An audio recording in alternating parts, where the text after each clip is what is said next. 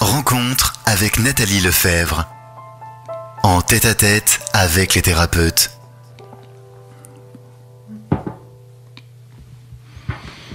Bonjour à tous mes auditeurs chéris, je suis très heureuse de vous retrouver et de retrouver notre vulgarisateur des principes quantiques, Stéphane Drouet. Toujours un bonheur de t'avoir dans ce studio. Merci Nathalie, bonjour à toi, bonjour à tous. Tu vas bien ? Bah écoute, ça va plutôt pas mal, je suis pas à plaindre. Je sors d'un superbe séminaire, joie de vivre, belle vitalité, ça va. Partage, ouais. amour. Exactement, lien, relation, tiens, c'est peut-être le sujet d'aujourd'hui. Tu vois, je commence à introduire le sujet. Peut-être qu'on va parler de ça aujourd'hui. Alors, on est en direct, donc si les auditeurs ont envie de réagir tout au long de l'émission, je vais ouvrir l'émission. Voilà, c'est fait. Donc, vous pouvez nous envoyer vos messages si vous êtes connectés et que vous avez des questions à poser à Stéphane. Alors oui, on a décidé de parler des rôles, du lien, de finalement, oui, ce lien qui nous relie tous les uns les autres en tant qu'être humain. Finalement, on est un, mais on est tout. Ça, c'est une grande règle quantique, non ? Ah oui, c'est clair, oui. C'est vrai que dès qu'on va chercher dans le lien, on a énormément de ramifications. Je sais pas si tu connais les travaux de Bruce Lipton qui travaillait sur la membrane cellulaire notamment, parce que quelque part, la membrane cellulaire, chaque cellule, ça nous parle de nous, à un autre niveau. Tu sais que quand il ôte les structures de la membrane, en fait, la cellule meurt aussitôt. C'est intéressant parce que la membrane fait le lien avec l'extérieur, avec l'environnement. Alors lui, il n'est pas allé jusque-là, mais moi, j'en arrive à ma conclusion qui est toujours temporaire, on va dire. C'est que le lien, c'est la vie, en fait, quelque part. Et tu vas trouver plein d'anecdotes. Regarde comme Einstein, en fait. Il trouve son E égale MC2. Qu'est-ce qu'il fait ?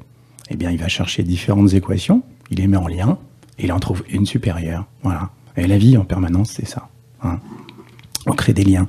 Donc, je sais pas, on parlait, tu sais, il y a quelques instants, je te disais, mais pour moi, tu es une faiseuse de liens.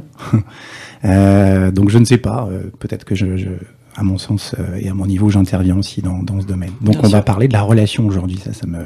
Alors, est-ce qu'il y a déjà des gens qui sont plus amenés dans leur parcours, dans leur chemin de vie, à être justement des liens les uns pour les autres, ou est-ce que finalement, moi, ce dont j'ai l'impression, c'est qu'on est tous des liens de compréhension, d'éveil.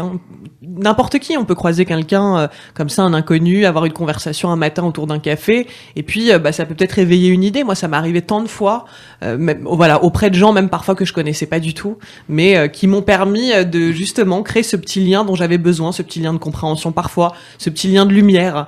Je me dis qu'on est tous sur le trajet des uns des autres, et notamment sur les parcours amoureux.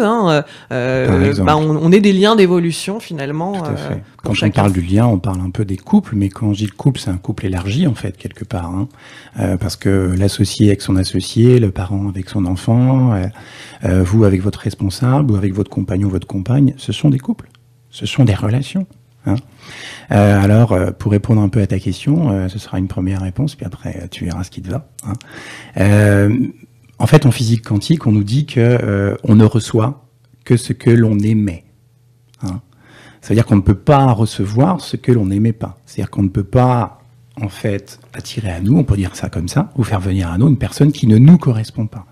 Ça veut dire que dans la rue, je ne sais pas si tu t'es déjà posé cette question, on croise des milliers, des millions de gens tous les jours, et pourtant on ne va en voir que certains.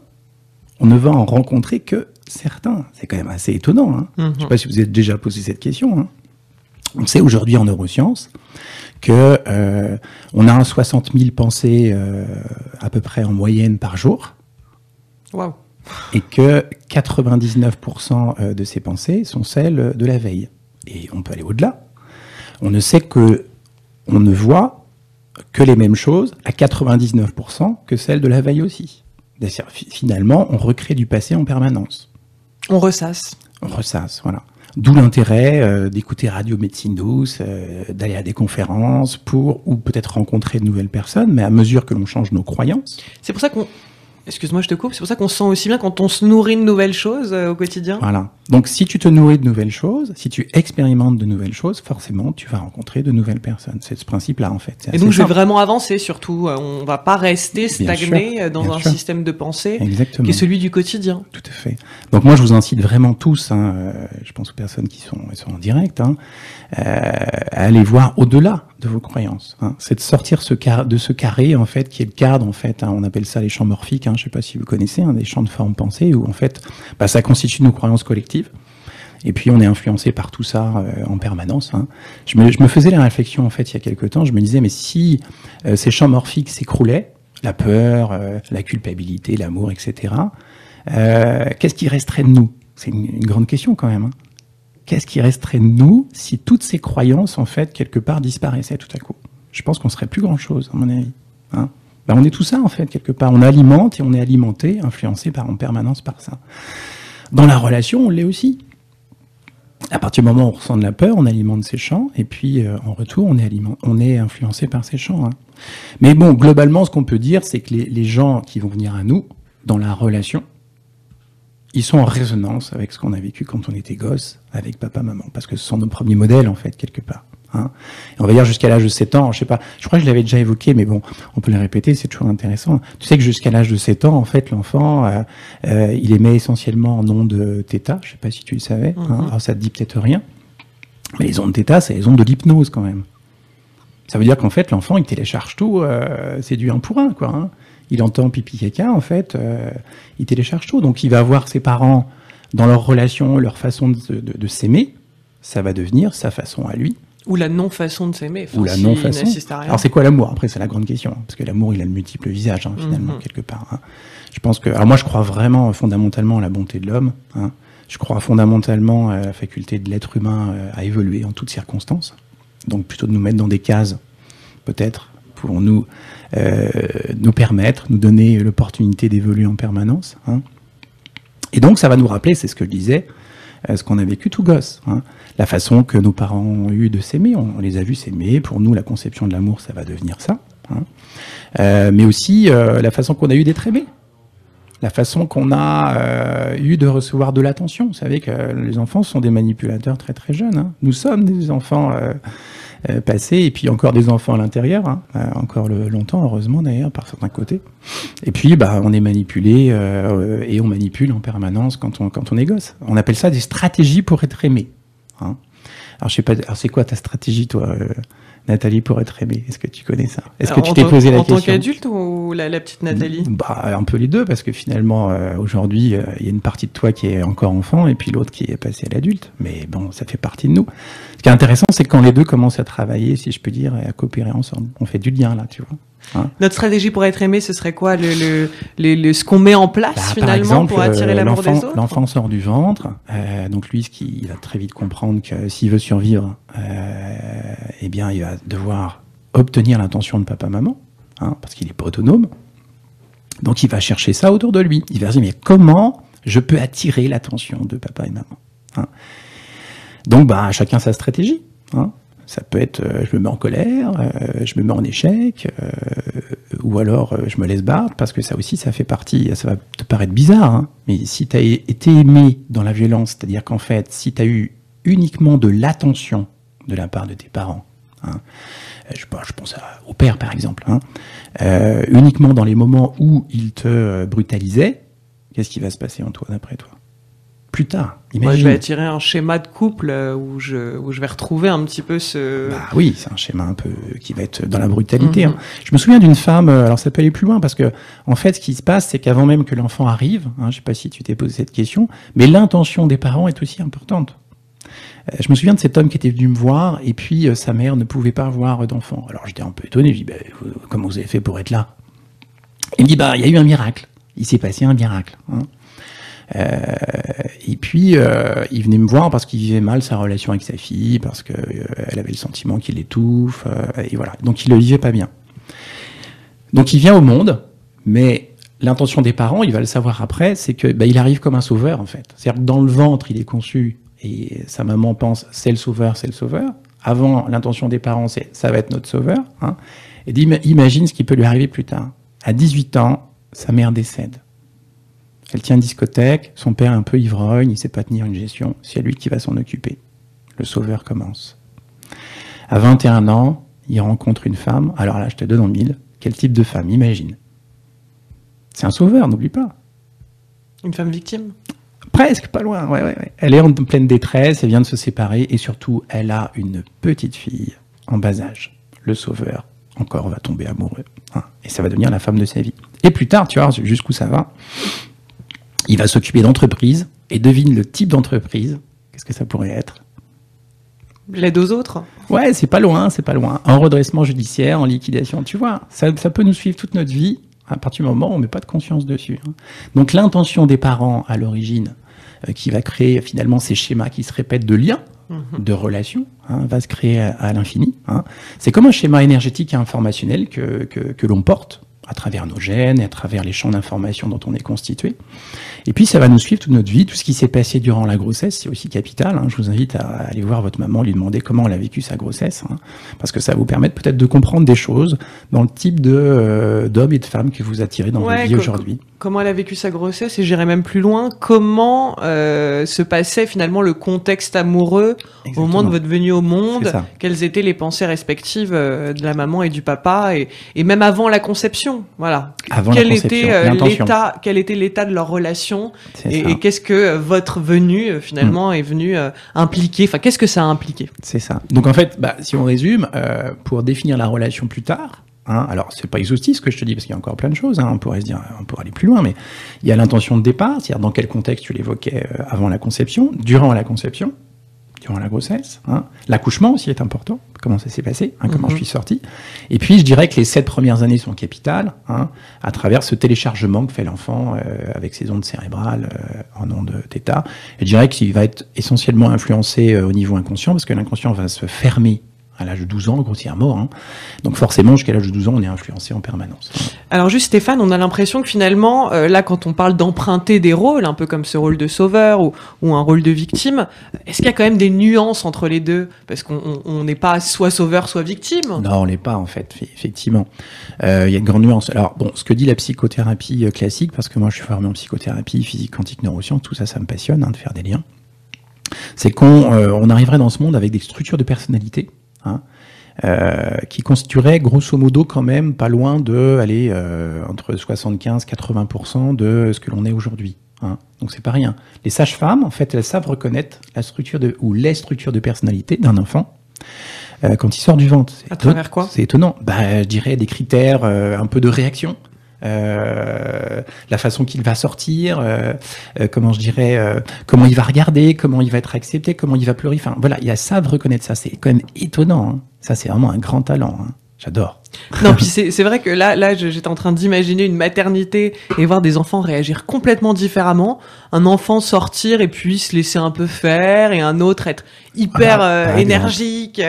Moi, je sais qu'on m'a sorti du ventre de ma mère, on m'a posé tout de suite sur elle, et j'ai grimpé en 2 secondes au sein, et j'ai tété, mais en l'espace de 5 secondes en sortant du ventre de ma mère. Donc voilà, c'est vrai que je me suis jamais trop posé la question de ce que ça pouvait vouloir dire, mais elle m'a dit c'était étonnant ce que tu nous as fait. Voilà, là où mon frère était beaucoup plus calme, voilà, c'était un gros bébé, limite qui a dormi tout de suite. Tu es tactile aujourd'hui ou pas? Très. Bon, le premier... Et très kinesthésique dans... Kinesthésique, voilà. Donc, tu avais besoin de téter le sein, c'est probablement une des raisons aussi. Le premier lien avec la vie, c'est extraordinaire, c'est Olivier Soulier qui raconte ça, je trouve ça magnifique. Quand l'œuf a 7 jours, il va s'implanter dans la paroi utérine. Tu vois ce lien? Le premier contrat avec la vie, la première relation, elle va se situer là. Et ce qu'il explique, c'est que la paroi utérine va émettre 2 substances, dont l'une qui est, je te donne en 1000, un truc que tu adores, le sucre, une substance sucrée. C'est-à-dire que la paroi utérine va envoyer une substance sucrée à l'œuf pour lui dire est-ce que tu veux contracter avec moi, est-ce que tu veux créer la vie avec moi, voilà. Et donc il va dire oui ou non. On sait que sur un cas sur 2, c'est pas le cas. C'est-à-dire que l'œuf meurt parce qu'il décide de ne pas venir. Okay. D'accord ? Donc le premier lien avec la vie va se faire là. C'est quand même magique, cette relation, quelque part. Le premier contrat qu'on va passer, c'est est-ce que j'y vais, est-ce que j'y vais pas ? Et ça va se passer là, au bout de 7 jours. C'est chouette quand même. Mais le corps laisse finalement la possibilité. Enfin, la paroi utérine, à ce moment-là, propose, et voilà. C'est l'œuf qui dispose, en quelque sorte. Mais c'est intéressant parce que ça nous montre aussi tout notre lien au sucre, notre dépendance au sucre. Ça nous parle du lien avec la maman. C'est intéressant, hein, je trouve, de voir les choses un peu comme ça. Voilà. On va parler beaucoup de liens et de relations aujourd'hui, ça va être super. Alors donc ces rôles finalement là dont on parle, évidemment quand on les met en conscience, bon déjà ça vient bouleverser des choses, mais comment les changer? Parce que j'imagine que la seule prise de conscience ne suffit pas à nous permettre de rencontrer, d'être au contact de différentes personnes. Tu nous disais dans une journée on va finalement faire attention sur des critères qui sont pas toujours très clairs, hein, non, à quelques personnes, alors qu'on en croise des milliers. Alors déjà, si on part du principe qu'on vient d'évoquer, on sait que deux personnes qui se rencontrent, c'est la rencontre de deux inconscients, essentiellement. Tu sais qu'aujourd'hui, nos pensées, c'est essentiellement l'inconscient, à peu près à 95%. Donc c'est la rencontre de deux inconscients. Hein. Deux inconscients qui, quelque part, ont envie de grandir, ont envie de se compléter. Hein. Alors on peut aller voir ça dans la physique quantique, je t'ai déjà raconté ça une ou deux fois, mais tu sais que quand les électrons tournent autour du noyau, eh bien la structure est un peu instable. C'est-à-dire que s'il leur manque des électrons, s'il manque par exemple un électron à un atome, sa structure est instable. On dit que c'est un ion positif, d'accord ? Tu sais que les pathologies se créent comme ça. Hein. Plus on a d'ions positifs dans le corps, plus on peut créer effectivement des pathologies. Par contre, en face, tu as des ions négatifs. Eux, ils ont trop d'électrons sur leur orbite périphérique. Et donc, qu'est-ce qui va se faire? Comme il y a de l'instabilité d'un côté et puis il y en a un petit peu de l'autre, donc il y a de l'excès, eh bien, ils vont se rencontrer pour créer quelque chose de plus grand. Hein. Ça me rappelle la vie, finalement. Hein. Tu vois, le lien, il est encore là. On le voit à tous les niveaux, c'est extraordinaire. Hein. Dans cet échange d'électrons se crée la vie. Hein. Donc, dans l'infiniment petit, ça nous donne plein de choses. Quand on revient aux lois de la nature, on comprend, à mon avis, beaucoup mieux ce qui se passe dans l'interrelation. Alors, j'ai pas répondu totalement à ta question, j'entame. Tout ça pour dire quoi? Qu'en fait, on va attirer quelqu'un pour nous compléter. Je prends un exemple. Donc ça laisse entendre qu'on est incomplet. On est incomplet parce que, quelque part, on aurait des idées ou des pensées parfois excessives par rapport à ce qu'on a vécu quand on était gamin. Imagine par exemple que tu as vécu dans un contexte d'insécurité matérielle et affective. Qu'est-ce qui va se passer? Souvent, soit tu vas rechercher la sécurité extrême à travers les personnes que tu vas rencontrer, ta situation, soit tu vas fuir l'insécurité. Mais de toute façon, ça revient au même quelque part. Entre plus et moins, c'est la même chose. C'est un schéma réactionnel. Hein. Donc tu vas émettre vers l'extérieur une espèce de pensée un peu obsessionnelle, inconsciente par rapport à ça. D'accord? Hein. Et donc, les personnes que tu vas attirer vont venir dans ta vie pour te compléter. C'est ça la notion de complément, en fait. Hein. Pour te permettre d'éviter de rester dans cet excès. Regarde les électrons tout à l'heure, ils ont besoin d'échanger parce que sinon la structure est instable. Ça crée du chaos. Hein. Donc, retiens cette idée, la vie ne peut pas se nourrir d'excès. Elle a besoin de retrouver l'équilibre. Donc, des pensées qui sont excessives ou obsessionnelles, hein, par exemple autour de la peur, c'est ce que j'évoquais là, eh bien, la vie va faire en sorte de nous montrer qu'on peut vivre avec ça et qu'on peut vivre en paix avec ça. Tu vois? Donc, les personnes qu'on va rencontrer dans notre vie, je prenais le cas de l'exemple de l'insécurité, forcément vont être en résonance avec ça. Donc, je sais pas, tu vas rencontrer quelqu'un qui a pas de situation, ou alors qui s'engage jamais, tu peux pas compter sur lui, tu vois, pour changer ton regard. Je vais prendre un autre exemple. Regarde, j'étais en séminaire ce week-end, c'est un exemple concret. Et puis, on travaillait sur les inversions de perception, parce que ça, c'est ta question. Hein. Et puis, alors je prends un exemple, parce que c'est génial de travailler en groupe. Tu sais, quand tu as 20 personnes, on prend le cas de chacun et ça sert pour tout le monde. C'est super. Hein. Et puis la personne, là, c'était plutôt vis-à-vis de sa maman. Hein. Et puis elle nous dit, en fait, quand maman parlait d'elle en permanence, j'avais l'impression de ne pas exister, de ne pas être valorisée. Alors, on pourrait penser comme ça. Mais la question à vous poser à chaque fois, c'est quoi? Est-ce que ça crée de la vie? Est-ce que ça me met dans une bonne posture? Est-ce que ça crée du bien-être? Est-ce que ça crée de la paix en moi? Non, forcément pas. Hein. Est-ce que j'ai envie d'autre chose? Oui, forcément. Hein. J'ai envie d'enthousiasme, j'ai envie de joie, j'ai envie de bien-être, de bonheur, etc., hein, d'amour. Et donc, on a cheminé. Et on peut créer, je dirais, une espèce d'auto-questionnement facile. Alors évidemment, je vous le fais vite parce que nous, on l'a fait en plusieurs étapes. Hein. Et à un moment, je dis, mais tu sais, quand quelqu'un te confie intimement ses pensées et qu'il ne te les confie qu'à toi, et là, j'ai commencé à voir ses yeux qui changeaient. Qu'est-ce que ça veut dire pour toi? Alors, je faisais intervenir le groupe en même temps. Hein. Et donc tout le monde était unanime sur le fait de dire parce que j'ai de la valeur forcément.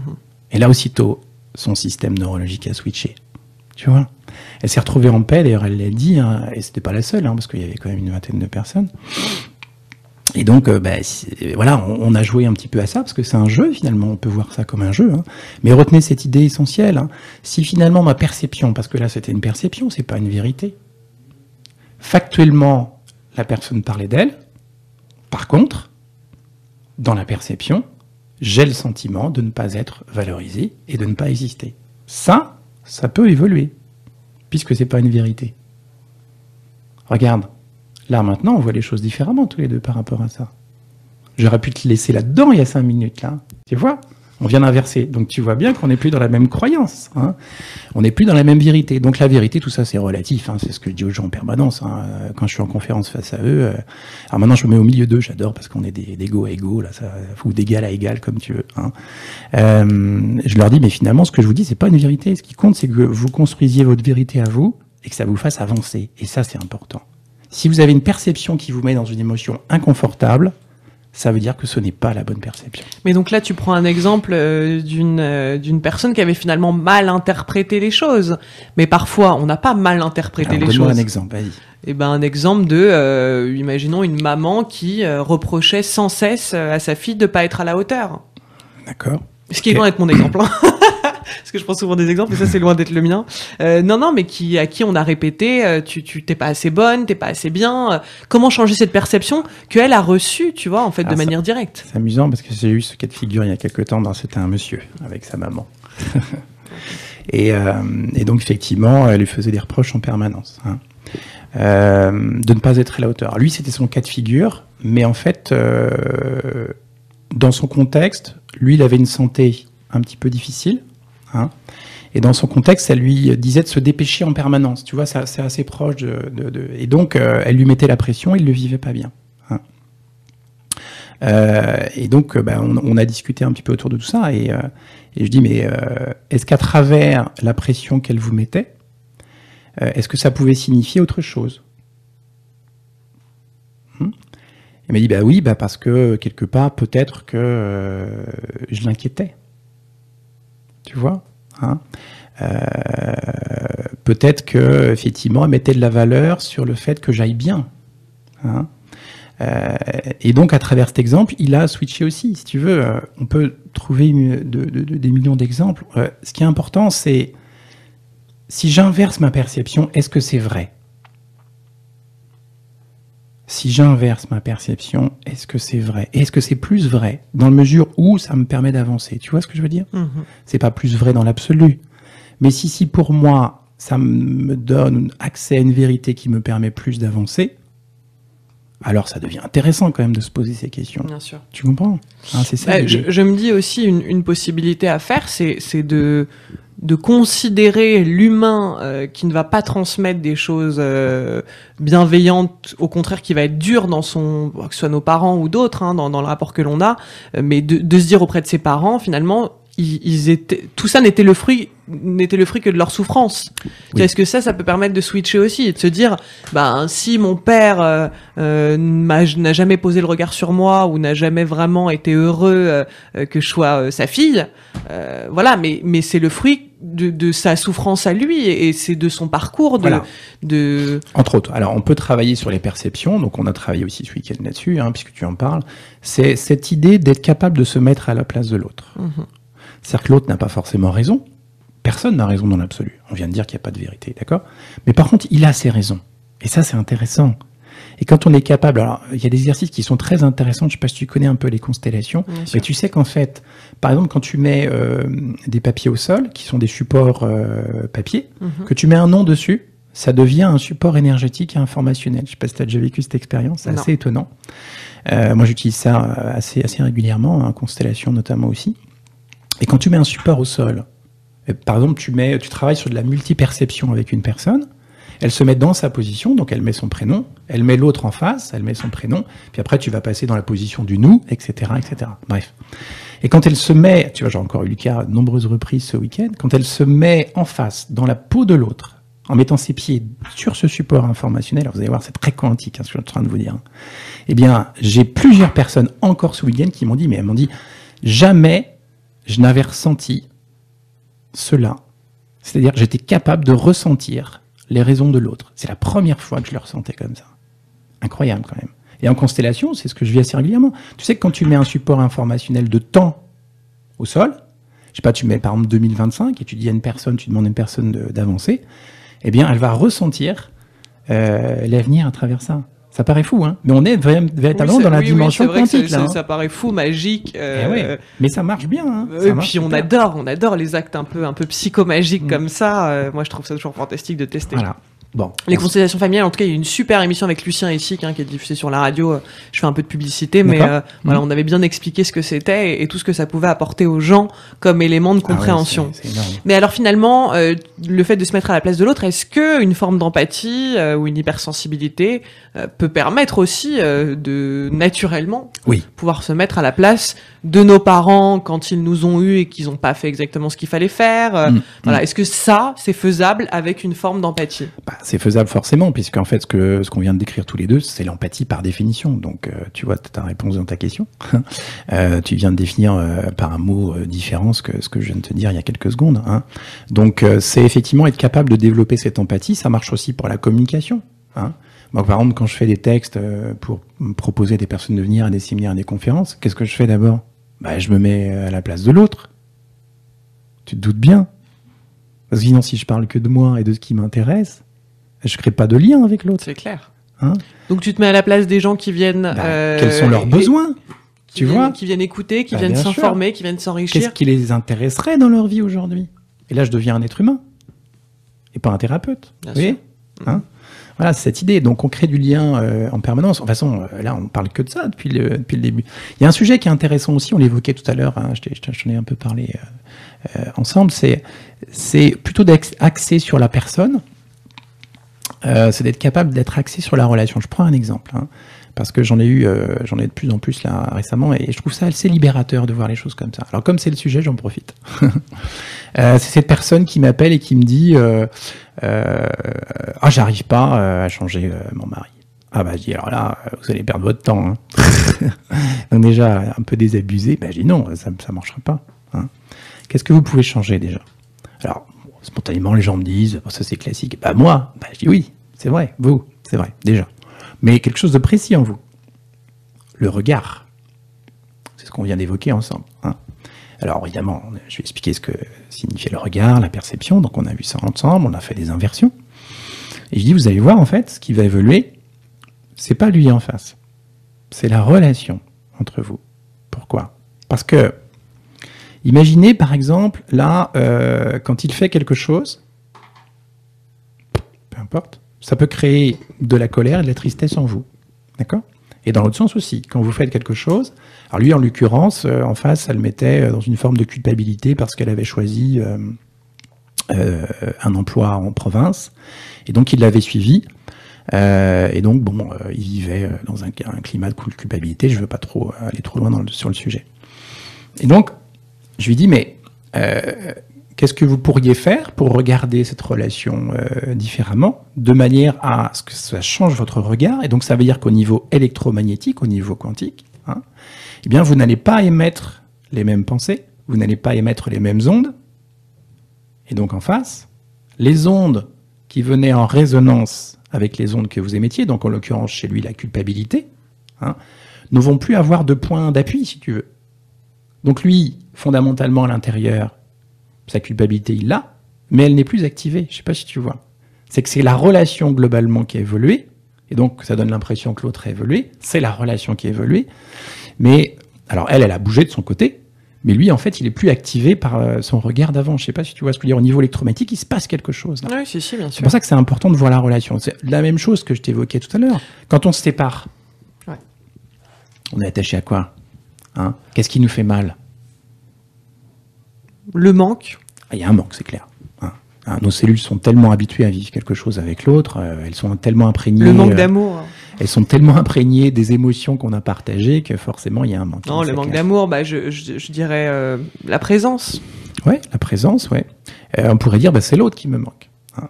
Mais en fait, c'est pas vraiment ça, à mon sens. C'est toujours la relation. C'est-à-dire qu'en fait, c'est ce qu'on a vécu avec l'autre qui nous manque. Hein. Et on voit bien ça au niveau cellulaire, parce que la relation génère des émotions spécifiques, c'est ce qu'on vient de voir, et donc a une influence au niveau neurochimique et au niveau électromagnétique. On sait que les capteurs de la membrane vont être influencés par certains neurotransmetteurs.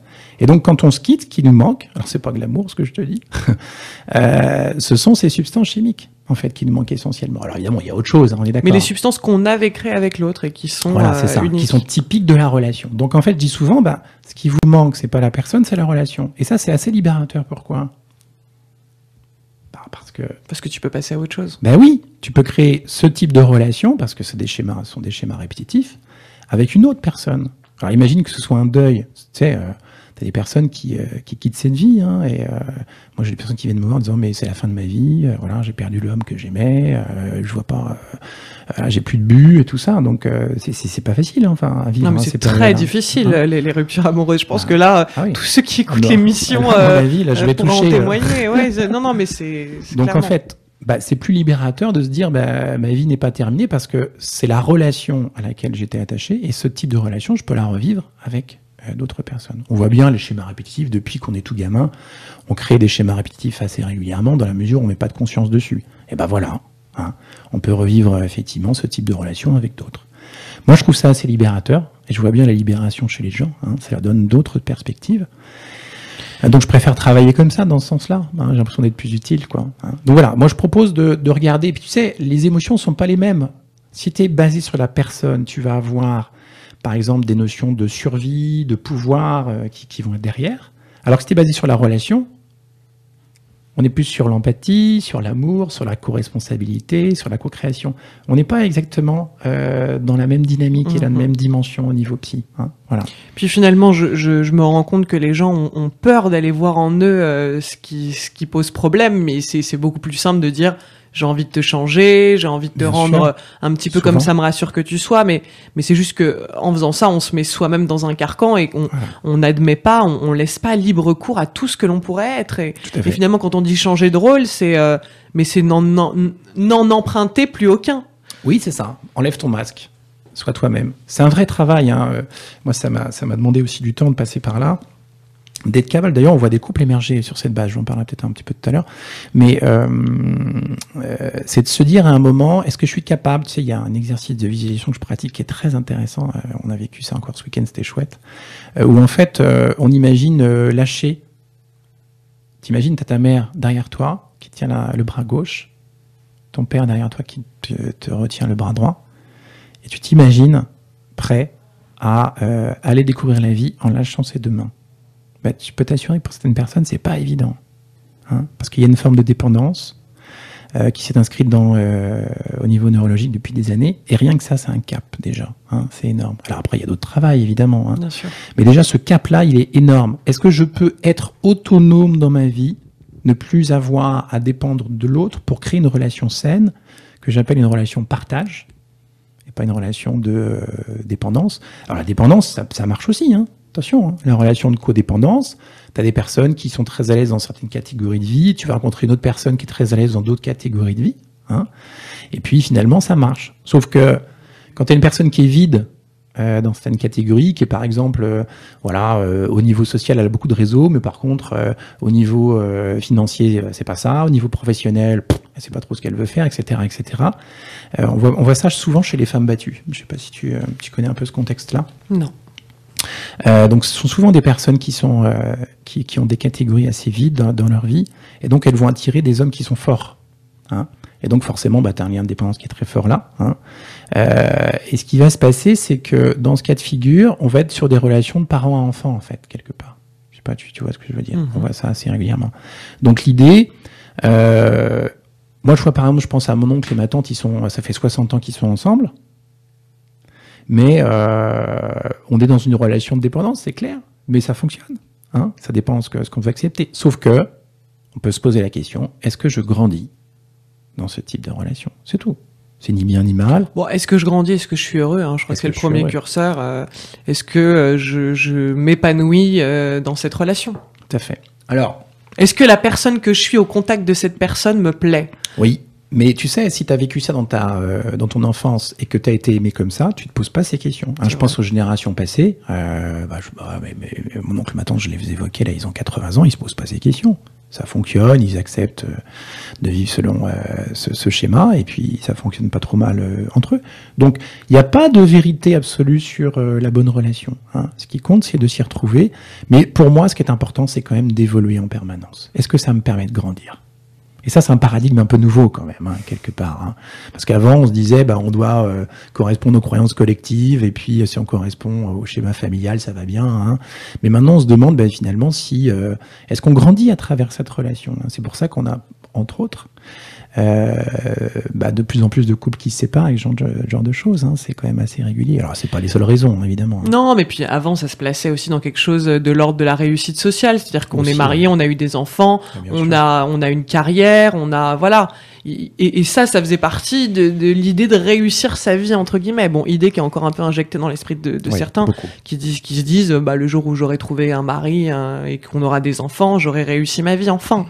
Bon, après, nous, on a décidé de penser différemment et de se dire que le but ultime de la vie, c'est l'évolution, c'est la découverte, c'est l'inconnu, c'est de vivre les choses de manière palpitante et... C'est ça.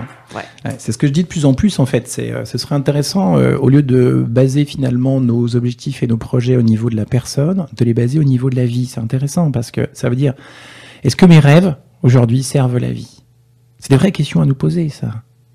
Et on franchit un autre niveau de conscience. On est au niveau de l'âme, là, et du cœur.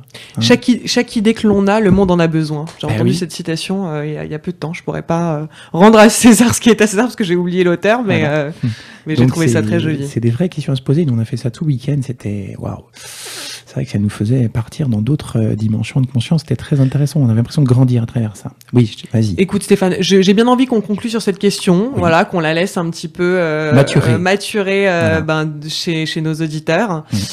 On donne ton site internet avant de se quitter, donc c'est www.arcantis.eu exactement, et ton adresse mail si les auditeurs ont envie de... Alors, j'en ai plusieurs, je vais en donner une assez simple, sdrouet@wanadoo.fr. Je vais vous donner celle-là, celle que je regarde le plus souvent. Super. Voilà. Puis, un petit mot de conclusion. Alors, écoute, je suis toujours ravi de te voir, et puis là, c'était un plaisir d'être en direct avec les auditeurs. Écoute, ça fait déjà un petit moment qu'on se voit, donc on verra la prochaine fois ce qu'on évoquera. Merci vraiment pour cet échange. C'est un véritable délice à chaque fois, Nathalie. Elle me sourit pendant toute la... J'ai du mal. J'adore. Ne change rien. Tu es parfaite. C'est parfait. Je te remercie. On est parfait. Nous sommes parfaits. Merci pour votre attention. Et puis, c'est un véritable plaisir de partager. Moi, ce qui m'intéresse, c'est vraiment partager. Merci à toi pour cette belle transmission. À très bientôt. On vous embrasse. Très belle journée.